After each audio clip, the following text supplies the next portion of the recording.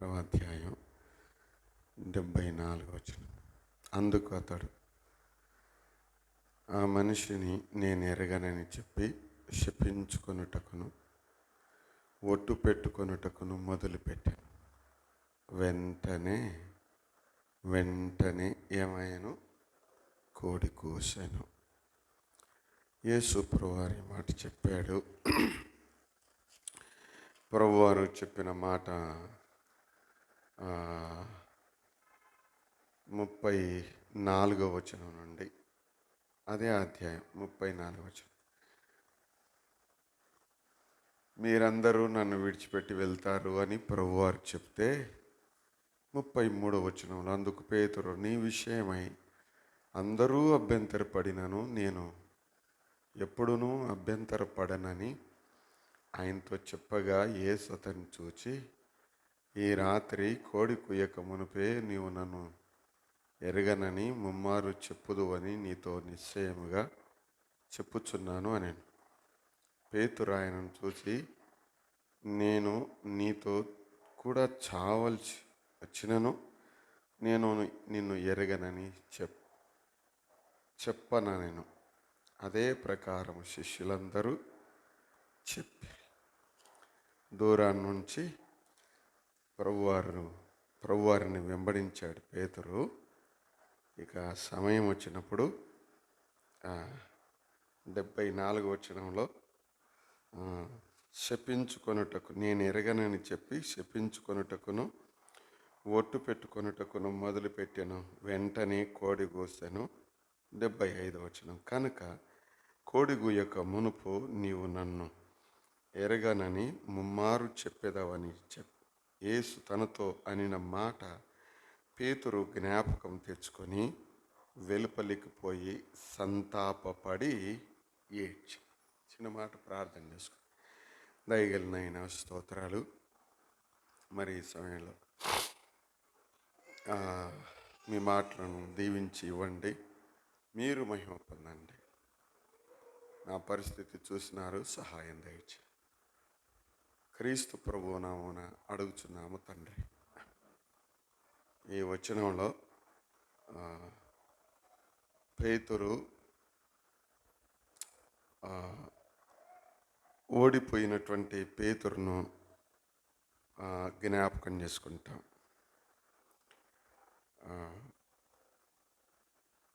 లేదా అబద్ధమాడిన పేతురును జ్ఞాపకం చేసుకుంటాం. చాలాసార్లు దావీదు పాపాన్ని జ్ఞాపకం చేసుకుంటాం. దావీదు దోషాన్ని జ్ఞాపకం చేసుకుంటాం. లేదు అని అంటే పేతురు గారు బొంకిన స్థితిని జ్ఞాపకం చేసుకుంటాం. ఇది జ్ఞాపకం చేసుకొని బలహీనపడతాం. కానీ ఈ వచనంలో వెలుపలికి పోయి సంతాపపడి ఏడ్చాను అనే మాట మనం చదువుతూ ఉన్నాం. దైవ చిత్తానుసారమైనటువంటి దుఃఖము రక్షణను గురించిన మారు మనస్సును కలుగజేయును అనే మాట మనం చదువుతాం. ఇదే అధ్యాయంలో ఒక పక్క అధ్యాయంలో 3వ వచనం చూడండి. యూదా ఇస్కరియోతు యేసు ప్రభువారికి శిక్ష పడింది, పశ్చాత్తాపడినాడు, 30 వెండి నాణేలు వాళ్ళకి ఇచ్చేసినాడు, నిరపరాధ రక్తాన్ని అప్పగించి పాపము చేస్తేని అని చెప్పి వాళ్ళకి ఇవ్వాల్సినటువంటి వాళ్ళకి ఇచ్చేసినాడు. పోయి ఉరిపెట్టుకొని చనిపోయాడు. ఇద్దరి పశ్చాత్తాపాన్ని మనం చూస్తాము. అయితే పేతురు గారి పశ్చాత్తాపంలో క్షమాపణను మనం చూస్తాము. యూదా ఇస్కరియోతు పశ్చాత్తాపంలో క్షమాపణ అడగని వ్యక్తిగా మనం చూస్తాం. క్షమాపణ పొందినటువంటి పేతురు చాలా ఏండ్ల క్రితం నేను ఇలా జ్ఞాపకం చేశాను. పేతురు జారిన బండ, పేతురు ఎక్కిన కొండ అని. పేతురు ప్రభువును ఎరగను అన్నటువంటిది వాస్తవమే, కానీ ఇక సువార్తలలో ఉన్న పేతురును మనం చాలాసార్లు జ్ఞాపకం పెట్టుకుంటాం. ఓడిపోయిన పేతురు, దబదబా అందరికంటే హుషారున్న పేతురు, ముందర ముందర మాట్లాడే పేతురు, దబదుబ మాట్లాడే పేతురు, ఏం మాట్లాడతాడో ఎరగని పేతురు అన్నట్లుగా సువార్తల్లోని పేతురే మనకు మతుకుంటాడు. మా టీం కూడా అంతే, సేవకులు కూడా మాట్లాడేది సువార్తలో ఉన్న పేతురునే మాట్లాడతారు. కొంచెం సూపు పెద్దగా చేసుకొని సువార్తలో ఉన్నటువంటి పేతురు ఎంత గొప్ప పేతురో అర్థం చేసుకోలేని, ఏమంటారు, ఎండకు ఒకసారి జంచిగడ్డను ఆరినాక తిందాంలేని గేటు మీద పెట్టిండే. గేటు మీద పెడితే కాకెత్తకపోతే అప్పుడు చూసి ఆ కాకెత్తకపోయి పచ్చిది తిననీక పోయింది. అది ఏమో పైన పడినది చూసిన ఒట్టిగా ఎండకపోయింది. దాన్ని ఏమంటారట, ఒట్టిగా ఎండిన దానిని కుంచుకపోవడం అంటారు, అంటే దగ్గరికి అయిపోవడం.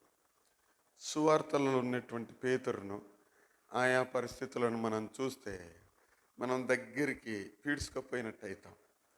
సువార్తలలో ఉన్నటువంటి పేతురును చూడాల్సిన రీతిలో చూడాల్సినటువంటి చూపు అవసరం.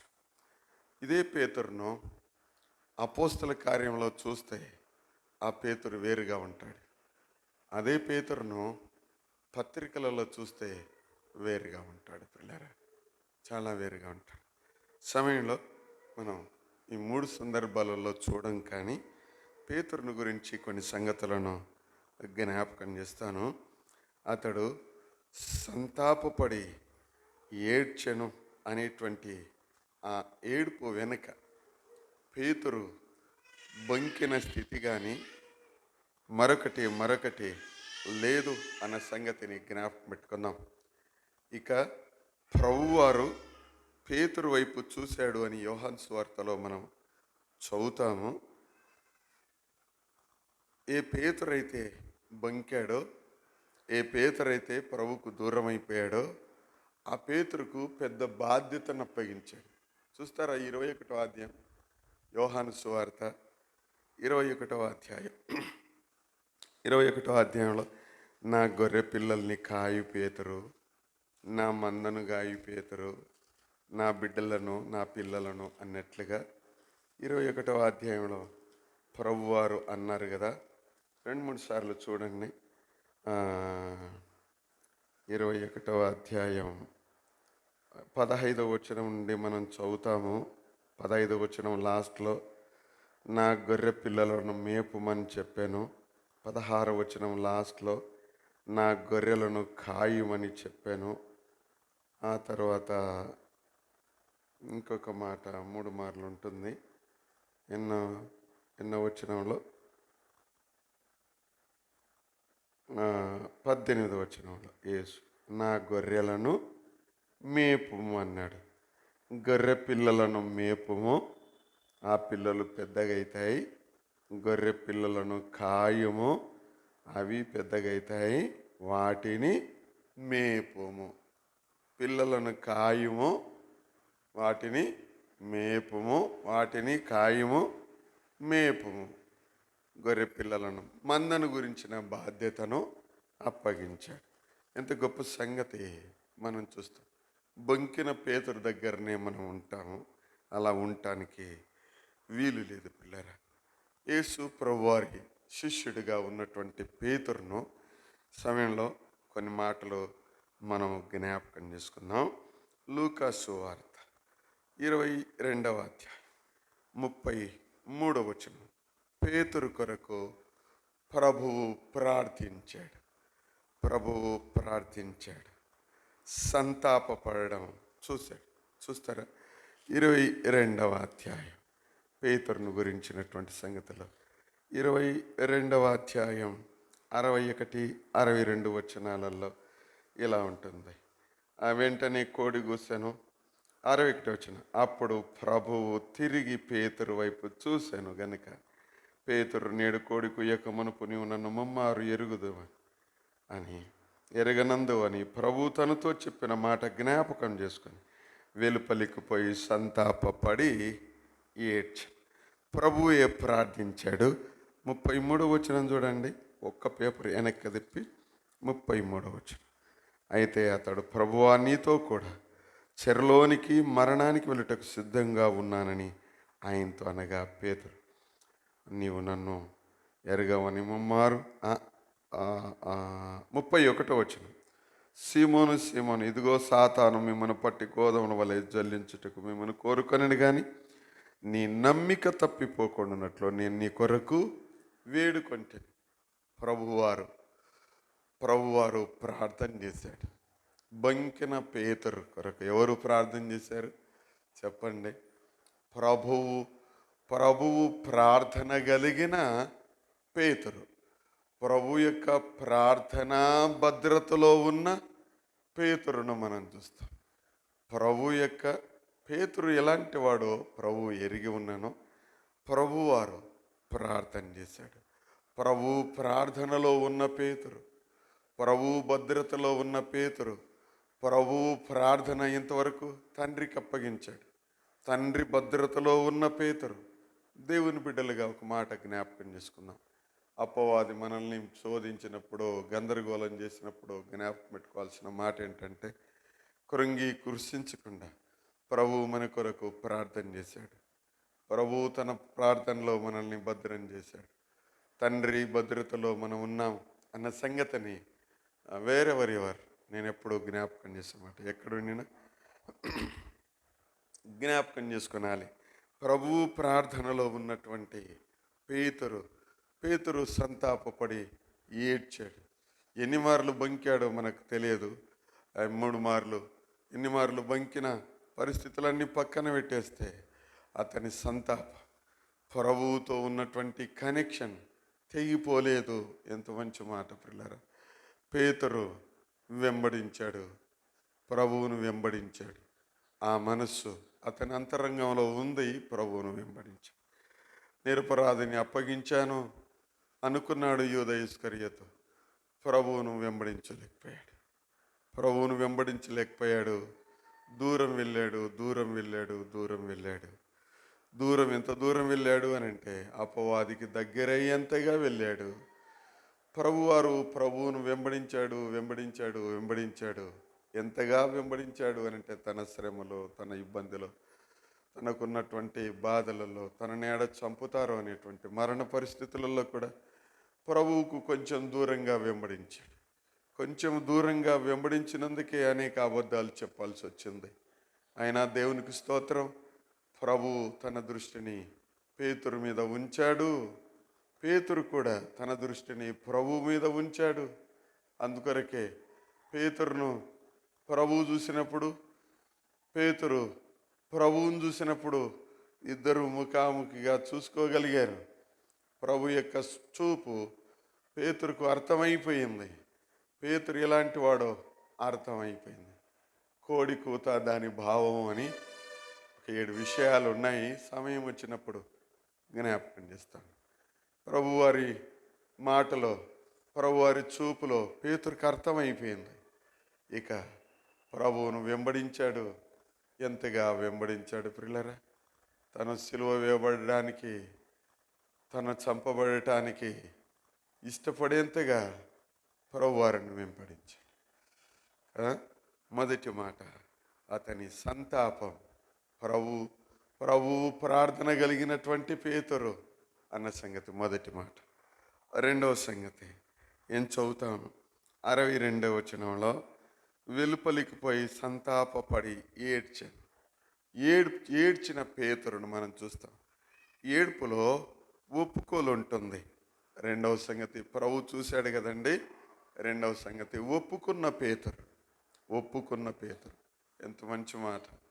పేతురు గారు ఉన్నత శిఖరాలకు, ఉన్నతంగా ఎక్కడానికి, తను దేవుని సన్నిధిలో ఎక్కువగా వాడబడటానికి ప్రభు మీద నుండి తన చూపు పోగొట్టుకోలేదు. యూదా ఇస్కరియోతును మనం చదివితే ఎంతవరకు చదువుతాం? చనిపోయినాడు, ఊరి పెట్టుకున్నాడు, చీల్చబడ్డాడు, చనిపోయినాడు, అంతవరకే చదువుతాం. పేతురును చదివితే ఎంతవరకు చదువుతాం? పేతురును యేసు ప్రభువారి మాదిరి కాకుండా తలక్రిందులుగా సిలువ వేయబడ్డాడు అని చదువుతాం. అంతవరకే చదువుతామా? పరలోకపు సింహాసనాల మీద కూర్చున్న పేతురు వరకు మనం జ్ఞాపకం చేసుకుంటాం. పేతురు మరణంతోనే మనం ఆగిపోం. యూద ఇస్కరియోతు విషయంలో మరణంతోనే ఆగిపోవాల్సి వస్తుంది పిల్లరా. అయ్యో బాధకరం కదా. దేవుని పిల్లలుగా, దేవుని బిడ్డలుగా పేతురును మనం చూడాల్సి వస్తే ఆయన తన జీవితంలో పశ్చాత్తాపం పైకి ఎదిగినటువంటి పేతురును మనం చూస్తాం. ముందుకు సాగుదాం. ఎంతగా ఆయన ఎదిగాడు అని అంటే యోహాను సువార్త 20వ అధ్యాయం మొదటి 4 వచనాలు చదువుదాం. యోహాను సువార్త మొదటి అధ్యాయం 20వ అధ్యాయం మొదటి 4 వచనాలు. ఆదివారమున ఇంకా చీకటిగా ఉన్నప్పుడు మగ్దలేనే మరియ పెందలకడనే సమాధి ఎద్దకు వచ్చి సమాధి మీద ఉండిన రాయి తీయబడి ఉండేట చూచి కనుక ఆమె పరిగెత్తుకొని సీమోను పేతురునొద్దకు తాను యేసు ప్రేమించిన ఆ మరి యొక్క శిష్యుని యొద్దకును వచ్చి ప్రభువును సమాధిలో నుండి ఎత్తుకొని పోయారు. ఆయనని ఎక్కడ ఉంచారో ఎరగమని చెప్పి కాబట్టి పేతురును ఆ శిష్యుడును బయలుదేరి సమాధి యొద్దకు వచ్చి వారిద్దరును కూడి ఏముంది, ఆ శిష్యుడు పేతురు కంటే త్వరగా పరిగెత్తి ముందుగా సమాధి. అంటే ఇద్దరు ఏం చేస్తున్నారు? ఇద్దరు పరిగెత్తుతూ ఉన్నారు. పేతురు భారీ దేహం అని అంటారు పిల్లరా, గొప్ప శరీర దారుఢ్యం. కాబట్టి ఈ యోహాను పేతురు కంటే ముందు పరిగెత్తాడు. ఇప్పుడు చూడండి, దూరాన ఉండి బొంకినటువంటి పేతురు, ప్రభు ప్రార్థనలో ఉన్నటువంటి పేతురు, ఇప్పుడు ప్రభు దగ్గర పశ్చాత్తాపడిన పేతురు, ప్రభువు సమాధి దగ్గరకు, సమాధిలో ప్రభువు లేడనంటే మంచి పని అయింది.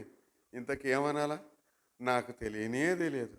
ఆయన అంటే ఒట్టు దేవునితోడు ఇంక నేను ఇట్టనే అయిపోవాలా, నాకు ఆయన తెలుసానంటే కనుక నేను ఇట్టనే అని శాపం పెట్టుకున్నటువంటి ఆయన ప్రభువును చూసి తన మనసులో ప్రభువును ప్రేమించి ఇప్పుడు చూడండి సమాధి దగ్గరకు పరిగెత్తిన పేతురును మనం చూస్తాం. సమాధి దగ్గరకు పరిగెత్తిన పేతురు, సమాధి దగ్గరకు పరిగెత్తిన పేతురు, ప్రభువు కొరకు పరిగెత్తిన పేతురు. ఏ వయసులో, ఎలాంటి శరీరం, ఎలాంటి సమస్య, ఎలాంటి పరిస్థితులు, ఇప్పుడు ప్రభు కొరకు పరిగెత్తుతుంటే అనుకుందాం, పేతురు నువ్వు నాకు తెలియదానంటివే, బొంకితివే అని ఎంతమంది అనినా ప్రభు కొరకు పరిగెత్తాడు. పేతురు శాపమని పెట్టుకుంటివే, తెలియదనంటివే, బొంకె ముఖమోడా, అట్టటోడా, ఈటటోడా ఎన్ననినా కానీ ఇప్పుడు అవి లెక్కలోనికి రాలేదు. పేతురుకు పరిగెత్తాడు సమాధి దగ్గరకు. కోడి కూసినప్పుడు బొంకినారు, అందరూ బొంకినారు ప్రియులరా. పేతురు విషయంలోనే ప్రత్యేకంగా ప్రభు రాయించి పెట్టాడు.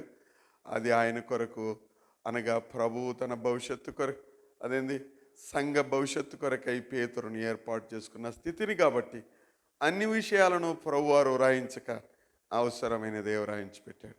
ఇప్పుడు ఎంతోమంది ఆ చిన్న బిడ్డ అని ఉంటుంది, కాదు అంకుల్ నువ్వు బొంకిన దానివి కాదు, నువ్వు బొంకినోనివి కాదు, నువ్వు చెవు దగ్గొట్టినోనివి కాదు, నువ్వు మలుకు వాళ్ళ చెవు దగ్గొట్టలే, వాళ్ళ చుట్టం చెప్పినావు కదా. ఎంతమంది ఎన్ననింటారు పేతురును. అయినా కానీ సమాధి దగ్గరకు తను పరిగెత్తాడు. తనకు కలిగిన అవమానాన్ని విడిచిపెట్టిన పేతురుగా మనం చూస్తాం. సమాధిలో ప్రభువు లేడు, ఎత్తుకుపోయినారు పేతురన్నా అని అంటే అట్టెట్టయితుంది, పోదాం పద అని ఉరుకుతా ఉంటే యోహాను కూడా ఉరికొచ్చాడు. పేతురు కంటే ముందు యోహాను ఉరికాడు తనకున్నటువంటి పరిస్థితిని బట్టి. యోహాను కూడా పరిగెత్తాడు అని చదువుతూ ఉన్నాం. ఆయాసపడలేదు, ఆగిపోలేదు అనే సంగతి మనం చూడలేదు ప్రియులరా. కాబట్టి యోహాను ఆ పేతురు మనం చూస్తాం సమాధి దగ్గరకు పరిగెత్తాడు. సమాధి దగ్గరకు పరిగెత్తాడు అని అంటే ప్రభువు సమాధిలో లేడు అని అంటే సమాధిలో ఉన్న ప్రభువు కొరకు నా ప్రభువు ఎక్కడున్నాడు ఏం కథ అనే ఉద్దేశంతోనే ఆయన పరిగెత్తాడు. పేతురు ప్రభువు కొరకు పరిగెత్తిన పేతురు ఎంత దూరమైనా పరిగెత్తాడు పిల్లరా, ఎంత దూరమైనా పరిగెత్తాడు. పత్రికలు మనం చదివితే ఆయన ప్రయాణాలు అలసట లేక ప్రభువు కొరకు చివరకు రోమ్ వరకును వెళ్ళి తను చచ్చేంత వరకు ప్రభు వారి కొరకై అతసాక్షి అయ్యేంత వరకు పరిగెత్తాడు. మూడో సంగతి కొరకై మూడో సంగతి చదువు. మార్కు సువార్త 16వ అధ్యాయం 7వ వచనాన్ని చదువుదాం. మార్కు సువార్త 16వ అధ్యాయం 7వ వచనం చదువుదాం. పేతురు గారిని గురించి మనం చదువుతాం ప్రియులారా. ప్రభువు నుండి 16వ అధ్యాయం 7వ వచనం చదువుదామా? మీరు వెళ్ళి ఆయన మీకంటే ముందుగా గలిలలోకి వెళ్తున్నాడని ఆయన మీతో చెప్పినట్టు అక్కడ మీరు ఆయనను చూతురని ఆయన శిష్యులతోనూ ఎవరితో చెప్పాడు? ఎంత క్లియర్గా రాయించి పెట్టాడు కదండి. శిష్యులతోనూ అన్నప్పుడు ఉన్నాడా పేతురు అందుట్లో? కానీ ఏం చెప్పాడు ప్రభువారు? పేతురుతోనూ. ఆ పర్టికులర్ ఆ పదం అన్నప్పుడు నా కళ్ళల్లో నీళ్లు తిరిగాయి. పేతురు మనస్సు ఎంత మంచిగా మారిపోయిందో, పేతురు మనస్సు ఎంత బాగా మారిపోయిందో, పేతురు మనస్సు ఎంత ఎంత ప్రభుకి ఇష్టంగా అయిపోయిందో. ఇక శిష్యులతోనూ చెప్పాను అన్నప్పుడు అదే పోతా ప్రభు వెళ్ళాల్సింది. కానీ ఉన్న మాట ఏందో తెలుసునండి, పేతురుతోనూ చెప్పాను. 4వ మాట, ప్రభువు నుండి నేరుగా సమాచారం పొందిన పేతురు. ప్రియులారా, ప్రభువు నుండి నేరుగా ముఖాముఖిగా సమాచారం పొందిన పేతురు. దేవుని పిల్లలుగా దైవ గ్రంథాన్ని మనం చదివి దేవుని సందులో కూర్చొని వాక్యాన్ని ధ్యానం చేసుకుంటూ రకరకాలైనటువంటి బోధలు నా అనేటువంటి వారు, మన అనేటువంటి వారు మన వెనుక ఎన్ని ఇబ్బందులు కలిగిస్తుంటారో తెలియదు.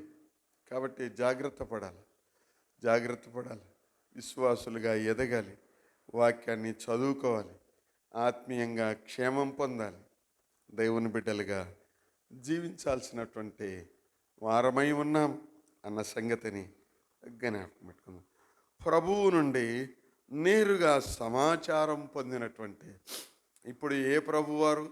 పునరుత్థానుడైనటువంటి ప్రభువు. ప్రియులారా, సమాధిలో ఉన్న ప్రభువు కాదు కదా, పునరుత్థానుడైనటువంటి ప్రభువును, చనిపోని ప్రభువును, సజీవుడైనటువంటి ప్రభువును, యుగాయుగాలు సజీవుడిగా ఉండేటువంటి ప్రభువారిని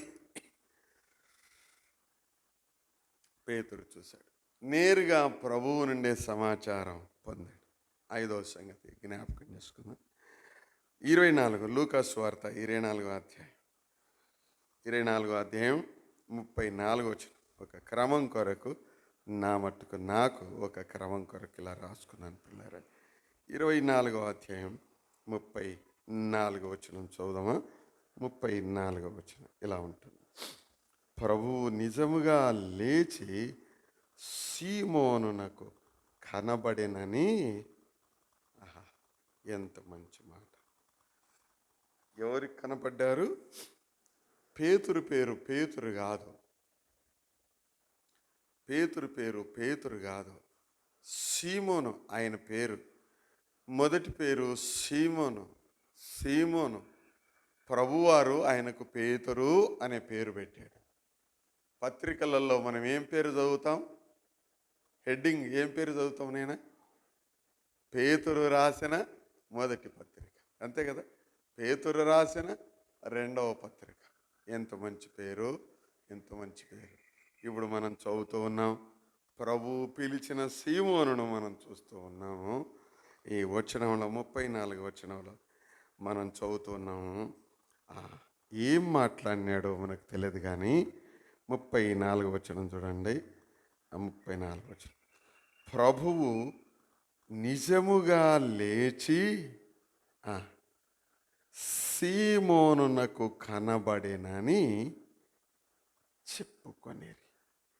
వారది విని త్రోవలో జరిగిన సంగతులను ఆయన రొట్టె విరుచుట వలన తమకు ఎలాగో తెలియబడినో అదియూ తెలియజేశారు. ఉన్న విషయం ఏంటంటే, ఎమ్మాయి అనే ఊరికి ఇద్దరు శిష్యులు వెళ్తూ ఉన్నారు. మార్గంలో ప్రభువు కూడా వెళ్ళాడు. ఇంకా వేరే ఊరికి వెళ్ళేటట్టున్నాడు ఈయన అని చెప్పేసి, ఇంకా చాలా చీకటి అయిందయ్యా, పొద్దున ఓదువు కానీ మాతో కూర్చొను ఉండు అని మాట్లాడుతూ యెరూషలేములో ఇలాంటి సంగతులు జరిగాయి. అంటే ఏం సంగతులు అంటే, అదేంది అది, నీ ఒక్కనివే తెలియవా, ఆయన నజరేయుడైన యేసు గొప్ప ప్రవక్త అయి ఉండేనని మేము నమ్మింటిమి అని ప్రభువును గురించినటువంటి సమాచారం చెప్పి, ఇక ఆయన చనిపోయినాడు, సమాధి చేయబడ్డాడు అన్న సంగతిని చెప్పుకున్న తర్వాత ఆ సీమోను పేతురుకు ప్రభువారు కనపడ్డాడు అన్న సంగతి మేము విన్నాము. ఆ సంగతి అంతా విని రాత్రికి రాత్రే ఎమ్మాయి నుంచి ఊరికి యెరూషలేముకి వచ్చా మళ్ళీ మేము ప్రభువుని చూసాము అని ప్రభువుని గురించిన సమాచారం సంఘంలో యెరూషలేములో చెప్పేసి నేర్చుకునే ఒక మంచి మాట ఏంటంటే, పేతురుతో ప్రభువు మాట్లాడాడు. శిష్యులతోనూ పేతురుతోనూ యెరూషలేముకు వెళ్తున్నాను, అదేంది గలిలయకు వెళ్తున్నాను రండి అని చెప్పాడు. ఈ వచనంలో సీమోను పేతురుతో ప్రభువు మాట్లాడాడు. ఏ విషయం మాట్లాడాడో, ఎంత బలంగా ఉండాలని మాట్లాడాడో, తన కొరకు ఎలా నిలబడాలని మాట్లాడాడో, ప్రభువారు పేతురును బలపరచడానికి ఏ ఏ విషయాలు చెప్పాడో, ఎంత బలపడ్డాడో తెలియదు కానీ ఎంత బలహీనుడిగా మనం చూస్తామో అంతకంతకు అంటుంటారు కదా, నువ్వు ఎన్నెన్న అనుకో నాది ఒకటి ఎక్కువ అంటుంటారు చూడండి. అలా ప్రభువు చెప్పిన మాటలను బట్టి, ప్రభువు మాటల వలన బలపడినటువంటి పేతురుగా మనం చూస్తూ ఉన్నాం. బలపడినటువంటి పేతురు, ప్రభువు కొరకు బలపడినటువంటి పేతురు. యోహాను సువార్త ఇప్పుడే మనం చదివాం కదా, 21వ అధ్యాయం 15 నుండి 17 వచనాలు. 21వ అధ్యాయం 15 నుండి 17 వచనాలు. మంద విషయమైన బాధ్యత, సంఘం విషయమైనటువంటి బాధ్యత, సంఘం విషయమైన బాధ్యత పేతురు గారికి అప్పగించాడు అని చదువుతూ ఉన్నాం. సువార్తలలోని పేతురును మనం చదువుతూ ఉన్నాము.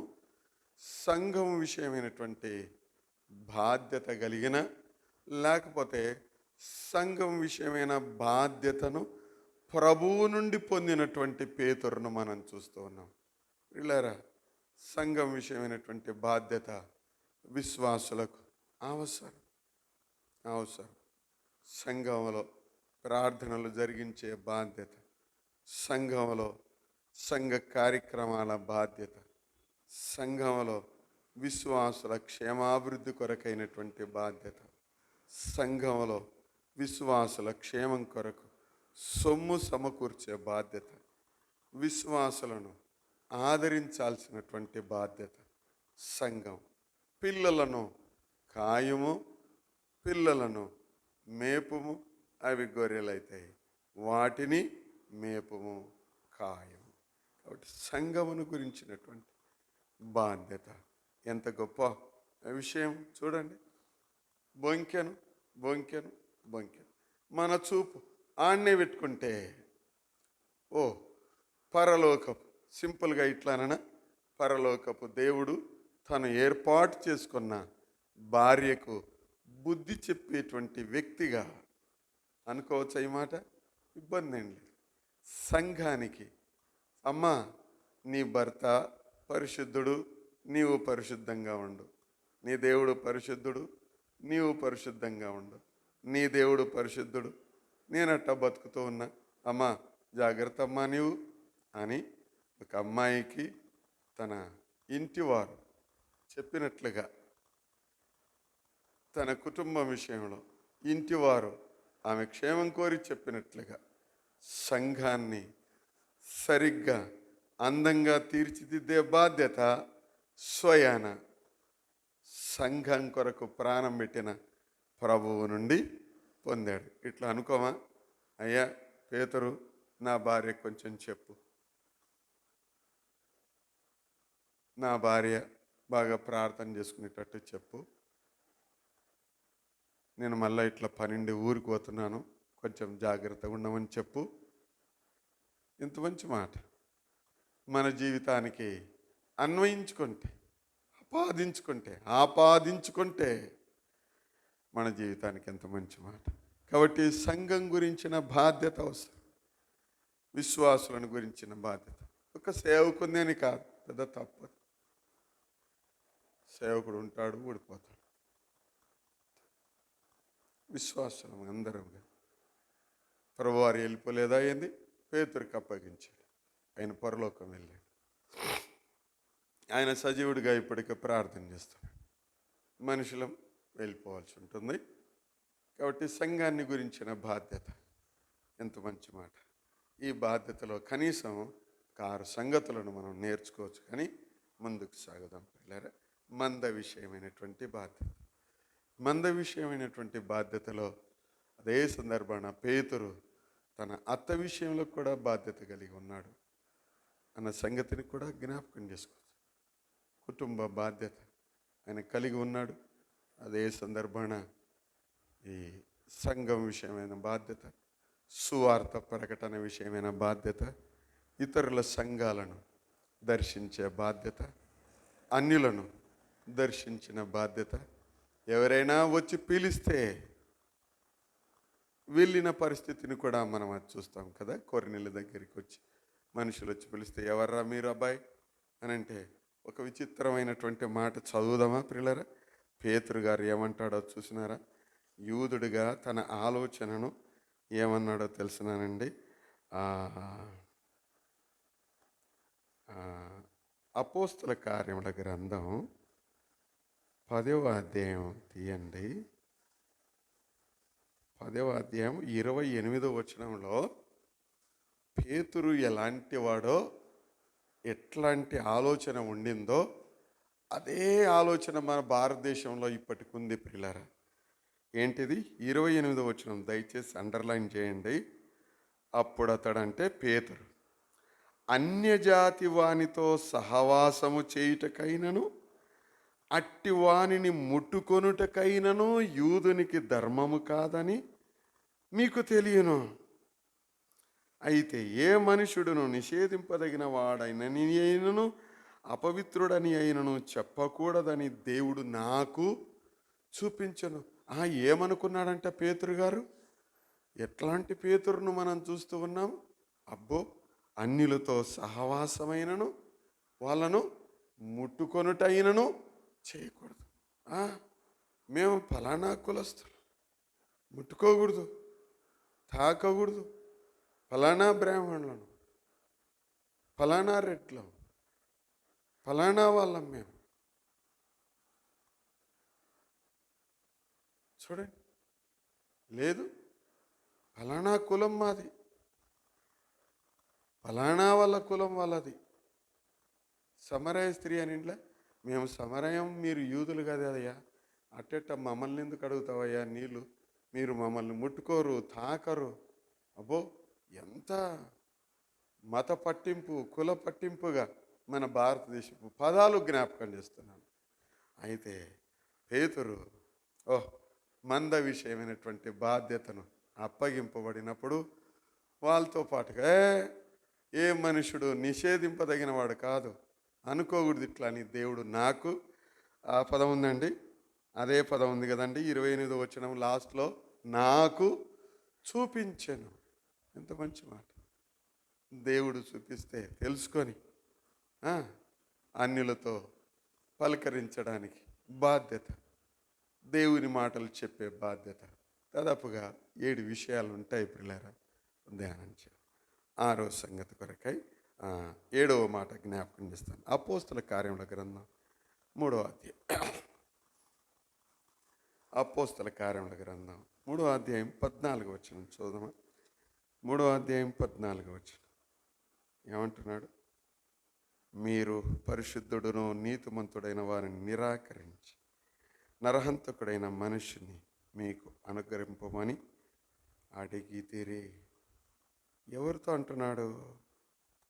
యేసు ప్రభువారిని సిలువ వేసిన ఇశ్రాయేలు ప్రజలతో అంటున్నాడు. ఎంత ధైర్యం! మీరు జీవాధిపతిని చంపితిరి, నీతిమంతుడు పరిశుద్ధుడు ఒప్పుకుంటున్నాడు. చూడండి, ఈయనకు ఎక్కడిది? ఇంతకు పేతురుని చూస్తే వాళ్ళకి ఏమర్థమైంది?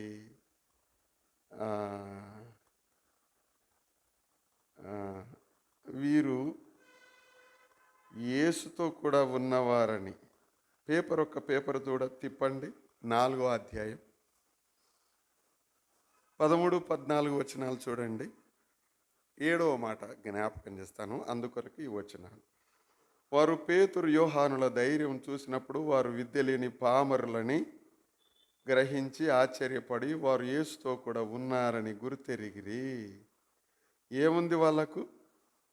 ఏమొచ్చింది వాళ్ళకు? పేతురుకి ఏమొచ్చింది ఇప్పుడు? ధైర్యం. ఒకప్పుడు ఏమైంది? భయం. ఏమంటారో అనే భయం. ఇప్పుడు భయపడిన పేతురుని చూద్దామా, బొంకిన పేతురుని చూద్దామా, దూరంగా ఉన్న పేతురుని చూద్దామా? మన చూపు ఆడికే ఉంటుంది. పసిరికలోని కన్నులు లోకం అంతా పచ్చగానే అంటారు, కానీ నాకు తెలియదు. ఒకసారి వచ్చింటే బాగుండు అనుకుంటా. ఇప్పుడు కాలే, చాలా ఏళ్ళ నుంచి అనుకుంటుండే. సామెత నాకు అర్థమైనప్పటి నుంచి 16వ ఏటనే నేను ఎప్పుడో విన్నా. అప్పటి నుంచి అనుకుంటుండే, కానీ అందరు పచ్చగా కనపడతారంట. మళ్ళీ అది ఎట్టుంటుందో ఏమో తెలియదు, నిజమో కాదో నాకు కూడా తెలియదు. సామెత మాత్రం అట్టుంది. పేతురుని అక్కడనే, సువార్తలలో ఉన్నటువంటి పేతురునే మనం చూస్తే, ఆ సువార్తలలో ఉన్న పేతురుని కాదు, ఆయింత కాడ కోడికాడు ఉన్నటువంటి పేతురును చూసి మనం నీరసపడి వెనక్కి పడిపోతాం. ఇప్పుడు చూస్తూ ఉన్నాం, పేతురు యోహానులకి ఏముందంట? ధైర్యం ఉందంట. ఎక్కడిదిరా ఈ ధైర్యం? నెత్తినోరు కొట్టుకుంటే వాళ్ళకి అర్థం కాలే. ఎక్కడిదిరా వీనిగాలకు? మా పిల్ల చెప్తేనే భయపడినోడు, మా మలుకుగాని సేవు నరికినోడు వీడే. ఇప్పుడు చాలా ధైర్యంగా మాట్లాడుతున్నాడు. మా గేట్ కీపర్ గాడు మాట్లాడనీకొస్తే బొంకినోడు వీడే. ఇప్పుడేందిరా యేసు ప్రభు తరపున జీవాధిపతి పరిశుద్ధుడు మీరే చంపినారు, గట్టిగా మాట్లాడుతున్నాడు. ఇంత ధైర్యం ఎక్కడిది? ఓ పేతురు అంటే అస్సలు కుదరదు నిజంగా. పొట్టు ఇట్టనే చచ్చిపోయినా పర్వాలేదు, కానీ నిజంగా చెప్తున్నబ్బా, పేతురు అంటే తెలియదు, నమ్మరు నా మాట అన్నటువంటి వీడేందిరా మీరు చంపినారు, జీవాధిపతి అంటున్నాడు, పరిశుద్ధుడు అంటున్నాడు, మీరు నిరాకరించినారు, మీ ఉగ్రతకు మీరే బాధ్యులు అంటున్నాడు, మనల్ని దుమ్మెత్తిపోస్తున్నాడు. ఎక్కడిది వీనికి ఇక్కడిది ఇంత ధైర్యం? ప్రభు పక్షాన నిలబడుతున్నాడు, వేల మంది. ఏంది? ప్రభు ఇతని తరపున ఉన్నాడంటున్నాడు. చూడడానికి తిండి తిప్పలేదు. ఏమన్నా ఉంటే ₹1 ఇయ్యరంటే ఏంది లేదు అని గేట్ కీపర్ గేట్ కాడ వాడుకునేవానికి ఏం లేదురా, రూపాయి లేదు, పైసా లేదు మా కాడ, ఏం లేదు. మేము యేసు ప్రభువును నమ్ముకున్నాం, ఆ పేరటనే ఆ నామాన్ని కలిగి ఉన్నాం, పోలే అని చెప్పినాడు. ఎక్కడిది ధైర్యం వీనికి? ఎక్కడి నుంచి వచ్చింది ధైర్యం వీనికి? అంటే అర్థమైన మాట ఏంటంటే 12వ వచనం కూడా చూడండి. ఆయన అన్నమాట, ఎవని వలన రక్షణ కలగదు. అండర్లైన్ చేయండి, ఎవని వలన రక్షణ కలగదు. యూదులు కీర్తనల గ్రంథం 2వ కలిగితే ఒక వచనం చదువుదామా? ఇస్తరిలో జరిగినటువంటిది ఊరక నిలుచుండి చూడుడి. ఏంటంటే నిర్గమాకాండం 14వ అధ్యాయం 13వ వచనం. నిర్గమాకాండం 14వ అధ్యాయం 13వ వచనం. అందుకు మోషే, భయపడకుడి, యెహోవా మీకు నేడు కలగజేయు ఏముంది? ఇక యెహోవాయే రక్షకుడు, యెహోవాయే రక్షణ, యెహోవాయే రక్షించేవాడు. అని ఎన్ని మార్లుంటుంది మీరు లెక్క పెట్టండి. అట్లాంటిది పేతురు ఇప్పుడు ఏమంటున్నాడు? ఎవని వలన రక్షణ కలగదు. 12వ వచనం, అంటే ఈ 4వ అధ్యాయం అపోస్తులు 4:12లో, ఈ నామముననే మీరు ఏం చేయాలా? ఏంది, ఎక్కడిది ధైర్యం? యెహోవాయే రక్షకుడు, యెహోవాయే ఇశ్రాయేలులకు రక్షణ కలగజేసినవాడు. ఇక కీర్తనల గ్రంథం, నేనే రక్షకుడను, నేనే రక్షించువాడను, యెషయా గ్రంథంలో ఎన్ని మార్లుంటుందో, ఎన్ని మార్లుంటుందో ప్రియులారా. 2వ భాగం అని అంటే 40వ అధ్యాయం నుండి 66వ అధ్యాయం, క్రొత్త నిబంధన ఆ భాగం అన్నమాట. ఎన్ని మార్లుంటుందో. మీ రక్షకుడు, మిమ్మల్ని రక్షించువాడు, రక్షణ మాకు కలుగునా అనిట కలుగుతుంది. నేనే రక్షకుడను, నేను తప్ప ఇంకొక రక్షకుడు లేడు, దేవుడు లేడు. ఎన్ని మార్లుంటుందో. ఇప్పుడు ఎవ్వని వలన రక్షణ కలగదు. ఆకాశం క్రింద మనుషులలో ఇయ్యబడిన మరి ఏ నామమున రక్షణ, ఎవని వలన రక్షణ లేదు, మనుషులలో కూడా రక్షణ లేదు. ఈ నామమునని మీరు రక్షణ పొందాలి. ఎంత ధైర్యంగా చెప్పాడు, ఎంత ధైర్యం! ఎక్కడిది ఈ ధైర్యము అని అంటే, వాళ్ళకు అర్థమైన మాట, వాళ్ళు ఇచ్చిన సాక్షి. ఏమంట? 13వ వచనం, 4వ అధ్యాయం 13వ వచనం, వారు పేతురు యోహానుల ధైర్యం చూసినప్పుడు వాళ్ళకి ఏమేమి అర్థమైంది? ఒరే, చదువులేని వాళ్ళు కదరా, విద్య లేని సామాన్యులు కదరా వీళ్ళు, చదువు లేదురా వీళ్ళకు. అప్పుడప్పుడు అంటుంటారు, వీడు ఏం గాడు, వీడు ముద్రగాడురా, వీడు బొట్టుకునేలు ముద్రగాడు అంటుంటారు కదా. వీడు ముద్రగాడురా, వీడు అయినా నమ్మనిక లేదురో వీడిని అనుకుంటుంటారు కదా. ముద్రగాడే కావచ్చుగాక, చదువు లేదే కావచ్చుగాక, వాళ్ళు అనుకుంటున్నారు విద్య లేని పామరులనైనా. అయితే విద్య లేదేమో కానీ ఏమైందంట? అది సంగతి. ఒక్క నిమిషం. గ్రహించి ఆశ్చర్యపడి, చదువులేనని చూసి ఇంకా ఆశ్చర్యం ఏముంటుంది? చదువులేనని చూస్తే ఏం ఆశ్చర్యం ఉంటుంది? ఏమి ఆశ్చర్యం అనంటే, వారు యేసుప్రభువు వారితో ఉన్నారు అనేటువంటిది ఆశ్చర్యం. వారు ప్రభువుతో ఉన్నారు అనేటువంటిది ఆశ్చర్యం. అవసరాన్ని బట్టి ప్రసంగి గ్రంథం మీరు మొదటి 4 అధ్యాయాలు చదివితే ఉన్న మాట ఏంటంటే, జ్ఞానము వలన వారి మోటుతనము మార్చబడును అన్న సంగతి మనం చదువుతూ ఉన్నాము. 7వ మాట ఏంటంటే, ధైర్యముగా క్రీస్తును గూర్చి సాక్ష్యం ఇచ్చిన పేతురు అన్న సంగతిని జ్ఞాపకం పెట్టుకుందాం పిల్లరా. కాబట్టి ఈ సమయంలో పేతురును, ఆయన జారిపోయిన పేతురే కాదు, బలహీనపడిన పేతురే కాదు, ఆయన ఇబ్బంది పడిన పేతురే కాదు, సాతానుకు చాలాసార్లు సాతానా పో అన్నాడు పేతురును కదా. సాతానుకు ఉండవచ్చుగాక, బలహీనపడిన పేతురే తన ఆలోచనలలో సాతానుకు తలంపించినటువంటి పేతురే కావచ్చుగాక. భయపడి మునిగిపోతుంటే, ప్రభువా సస్తున్నాం ప్రభువా అని భయపడిన పేతురే కావచ్చుగాక. యేసు ప్రభువారు మేలుకొండంటరా నాయనా అని అంటే నిద్రపోయినటువంటి పేతురే కావచ్చు. నిద్రపోతున్న పేతురును చూద్దామా? అనుమానపడిన పేతురును చూద్దామా?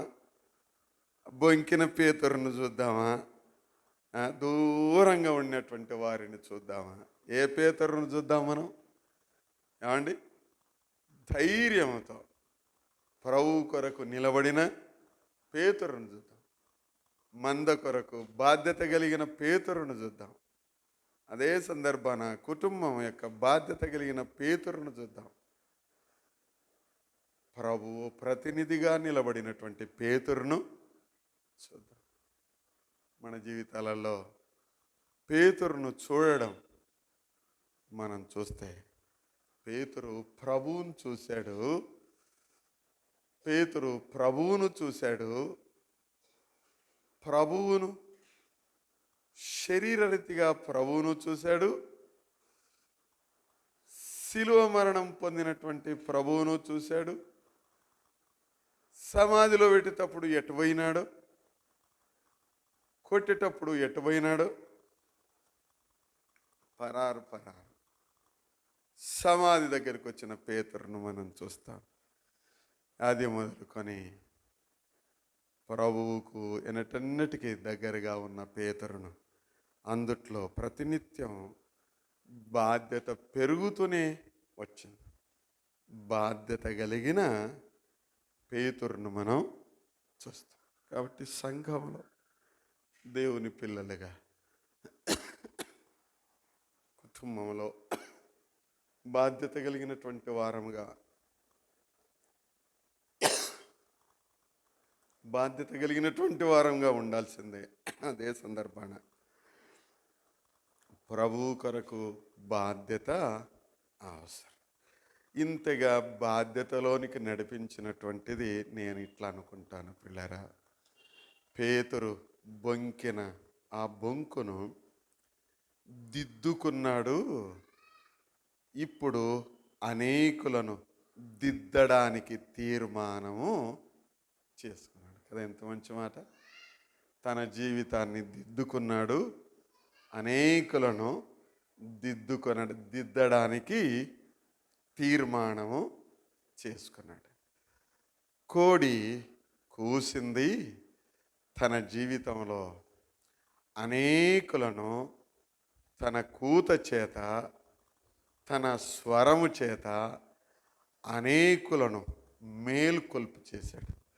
ఒక మాట అన్నాడు, ఆ మాట చదువుకొని ముగించుకుందాం. 10వ అధ్యాయం అపోస్తల కార్యముల గ్రంథం 10వ అధ్యాయం 26వ వచనం.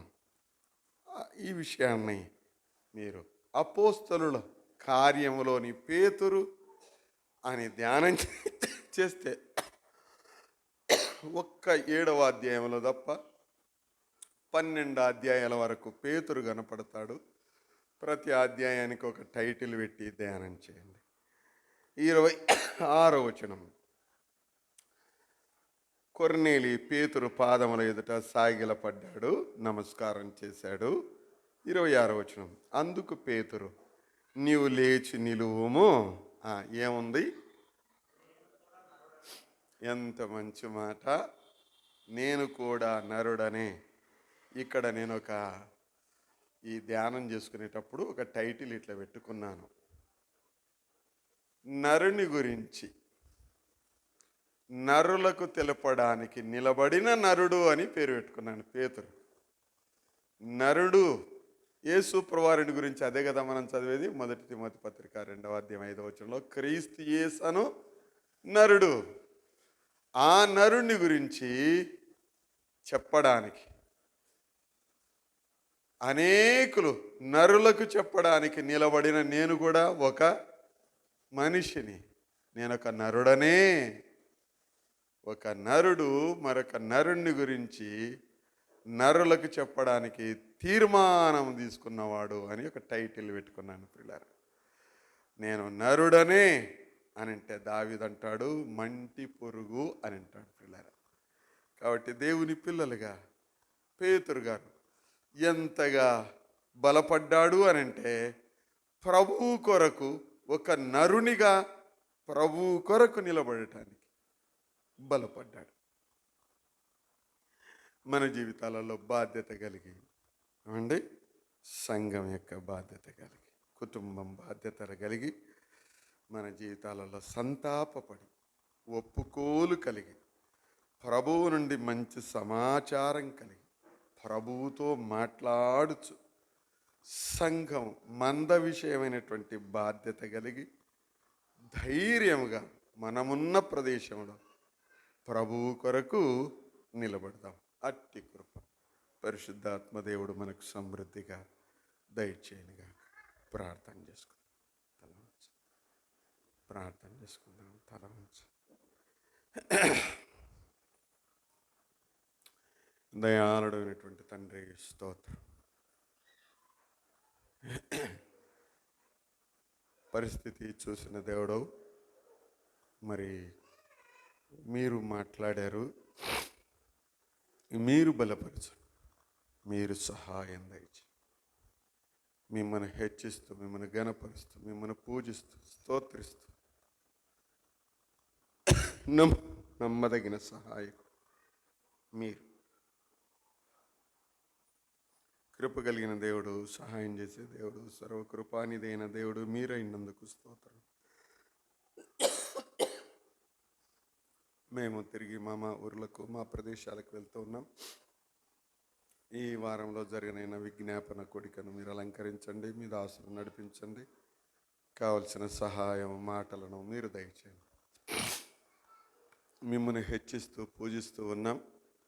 దయాళుడైనటువంటి స్వామి, సర్వకృపానిదైన ప్రభువా, ఈ రాత్రి మాకు మంచి విశ్రాంతిగా అనుగ్రహించండి. మళ్ళీ నూతన వారంలో మేము ప్రవేశించడానికి, తిరిగి మా ప్రభుదినంలో చేరి ఇదే విధంగా ఆరాధించడానికి భాగ్యం దయచేయండి. ఈ సమయాన తిరిగి మా ఊర్లకు వెళ్తూ ఉన్నాం నాయన. మీ కాపుదలలో, మీ భద్రతలో, ఈ వారం అంతట్లో మీ కాపుదలను దయచేయండి. నేను మరి వివాహ కార్యక్రమాలు ఉన్నాయి, ప్రయాణాలు చేయవలసి ఉంటుంది. ప్రతి సహాయం దయచేయండి ప్రభువా. సంఘముగా మేము ఒప్పుకున్న సొమ్మును ఇస్తున్నందుకు స్తోత్రం చెల్లిస్తూ ఉన్నాం. అందరము చేతులు చాపుటకు కరువు చూపుతున్నందుకు స్తోత్రాలు. నేను మరి శుక్రవారం నాడు జరిగిన విజ్ఞాపనకునైనా మీ సహాయమును, మీ సన్నిధిని అనుగ్రహించే దేవుడుగా ఉన్నందుకు స్తోత్రాలు. ఆ దినానికి ఏం చేయాలా అన్నటువంటి మంచి ఆలోచన నీ బిడ్డలకు మీరు అనుగ్రహించండి. నీ సంఘముగా అందరం ఆలోచన చేసుకునడానికి స్వామి సాయం దయచేయండి. ప్రాణం పెట్టిన ప్రభువా, సర్వకృపానిదైన నాయన, మీ నామమును హెచ్చించడానికి, మీ నామమును గణపరచడానికి చాలిన కృపరాజేయండి. ఇది రాని బిడ్డలను కృపతో మీరు జ్ఞాపకం చేసుకునండి. మరొక తరుణం దయచేయండి. మీ నామమునని చాలిన దీవెన దయచేయండి. చిన్న బిడ్డలు ఉన్నారు, వివాహం కావాల్సిన బిడ్డలు ఉన్నారు, కృప చేత కనికరించి అన్ని విధాలుగానైనా మీరు మహిమా ఘనత ప్రభావములు పొందండి. స్తోత్రాలు. మిమ్మల్ని హెచ్చిస్తూ, మిమ్మల్ని గణపరుస్తూ పూజిస్తూ మా అందరికి మంచి ఆరోగ్యం దయచేయండి. మా దేశమును దీవించండి ప్రభువా. మీ దాసులైన విశ్వాసులను ఆదరించండి ప్రభువా. మా దేశం యుద్ధం ఎదుర్కొంటుండగా కృప చేత అధికారులను, ప్రభుత్వాన్ని మీరు దీవించండి. మా సైన్యమును నైనా మీరు కాయండి ప్రభువా. మా క్షేమం కొరకు ప్రాణం పెడుతున్న వారిని మీరు దీవించండి. సైన్యంలో ఉన్నవారు నేను తెలుసుకుంటకు భాగ్యం దయచేయండి. మీరు మహిమ పొందండి. స్తోత్రం. మీ నామమున హెచ్చిస్తూ, గణపరుస్తూ, పూజిస్తుండగా మా ఆయా ప్రయాణాలను మీరు దీవించండి. పేతురు వలె మీ కొరకు నిలబడే ధైర్యమును, శక్తిని మీరు మాకు అనుగ్రహించండి. మీరు మహిమ పొందమని మందిరముతో మాతో ఈ దినం కూడా మైకలు ప్రయాణం చేయవలసి ఉంది. దీవించుదరని స్తోత్రాలు చెల్లిస్తూ మా అందరితో ఉండగలిగిన మా ప్రభు అయిన క్రీస్తు యేసు అను శ్రేష్ఠ నామమున కృతజ్ఞతలు సమర్పించి వేడుకుంటున్నాము తండ్రి. ఆమేన్.